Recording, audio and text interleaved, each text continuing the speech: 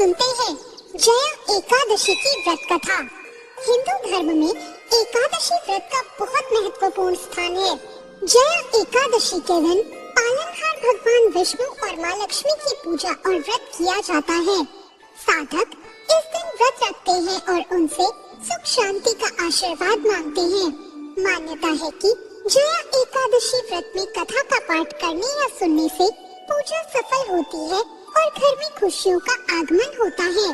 जया एकादशी के विषय में जो कथा प्रचलित है उसके अनुसार धर्मराज युधिष्ठिर ने भगवान श्री कृष्ण से निवेदन किया कि माघ शुक्ल की एकादशी में किनकी पूजा की जाती है और इस एकादशी का क्या महत्व है। श्री कृष्ण कहते हैं कि माघ शुक्ल पक्ष की एकादशी को जया एकादशी कहा जाता है। यह एकादशी बहुत ही पुण्यदायी है। इस एकादशी का व्रत करने से व्यक्ति को नीच योनि जैसे भूत प्रेत पिशाच की योनि से मुक्ति मिल जाती है। और श्री कृष्ण इस संदर्भ में युधिष्ठिर को एक कथा सुनाते हैं। कथा इस प्रकार है। स्वर्ग में उत्सव चल रहा था। इसी उत्सव में सभी देवता, सिद्ध संत और दिव्य पुरुष विराजमान थे। उस समय गंधर्व गायन कर रहे थे और गंधर्व कन्याएं नृत्य प्रस्तुत कर रही थी। उस सभा में माल्यवान नाम का एक गंधर्व और पुष्पवती नाम की गंधर्व कन्या का नृत्य चल रहा था। इसी बीच पुष्पवती की नजर जैसे ही माल्यवान पर पड़ी, वो उससे मोहित हो गई और पुष्पवती सभा की मर्यादा को भूलकर ऐसा नृत्य करने लगी कि माल्यवान उसकी ओर आकर्षित हो गया।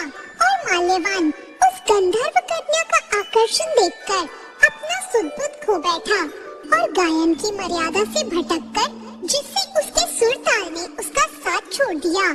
इंद्रदेव को ये देखकर क्रोध आ गया और उन्होंने पुष्पवती और माल्यवान को अमर्यादा कृत्य करने पर श्राप दे दिया कि अब तुम स्वर्ग से वंचित हो जाओगी और पृथ्वी पर निवास करोगे और तुम मृत्यु लोक में अति नीच यानी पिशाच योनि को प्राप्त होगे।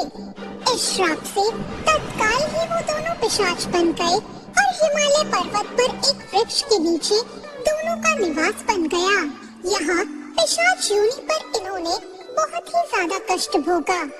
एक बार माघ शुक्ल पक्ष की एकादशी के दिन दोनों बहुत दुखी थे। उस दिन वो केवल फलाहार में रहे। रात्रि के समय दोनों को बहुत ठंड लग रही थी, अतः दोनों रात भर बैठकर जागते रहे। ठंड के कारण दोनों की मृत्यु हो गई और अनजाने में ही जया एकादशी का व्रत हो गया। और ऐसा हो जाने से दोनों को पिशाच योनि से मुक्ति मिल गई। अब माल्यवान और पुष्पवती पहले से भी सुंदर हो गए और स्वर्गलोक में उन्हें स्थान मिल गया। देवराज ने जब स्वर्गलोक में उनको देखा तो वो चकित रह गए और पिशाच योनि से मुक्ति कैसे मिली, उन्होंने उनसे ये प्रश्न किया। माल्यवान ने कहा, ये भगवान विष्णु की जया एकादशी का प्रभाव है। हम इस एकादशी के प्रभाव से पिशाच योनि से मुक्त हुए हैं। इंद्रदेव ये देखकर अति प्रसन्न हुए और उन्होंने कहा कि आप जगदीश्वर के भक्त हैं, इसलिए अब आप मेरे लिए आदरणीय हैं और अब स्वर्ग में आनंद पूर्वक रहकर विहार करें। इस प्रकार भगवान श्री कृष्ण ने ये कथा युधिष्ठिर को सुनाई और कहा कि जया एकादशी के दिन जगतपति जगदीश्वर भगवान विष्णु ही सर्वथा पूजनीय हैं। जो श्रद्धालु भक्त इस एकादशी का व्रत रखते हैं, उन्हें दशमी तिथि को एक समय आहार करना चाहिए और इस बात का ध्यान रखना चाहिए कि वो आहार सात्विक हो। एकादशी के दिन श्री भगवान विष्णु का ध्यान करके संकल्प करें और फिर धूप, दीप, चंदन, फल, तिल और पंचामृत से भगवान विष्णु का पूजन करें। पूरे दिन इस व्रत को रखें और संभव हो तो रात्रि में जागरण कर सकते हैं। अगर रात्रि में व्रत संभव न हो तो फलाहार करें। द्वादशी के दिन ब्राह्मणों को भोजन करवाकर उन्हें जनेऊ सुपारी देकर विदा करें और भोजन करें। इस प्रकार नियम और निष्ठा से व्रत रखने वाले व्यक्ति को पिशाच योनि नहीं भोगनी पड़ती। तो ये थी जया एकादशी की व्रत कथा। आपको ये कथा कैसी लगी, कमेंट करके जरूर बताएं।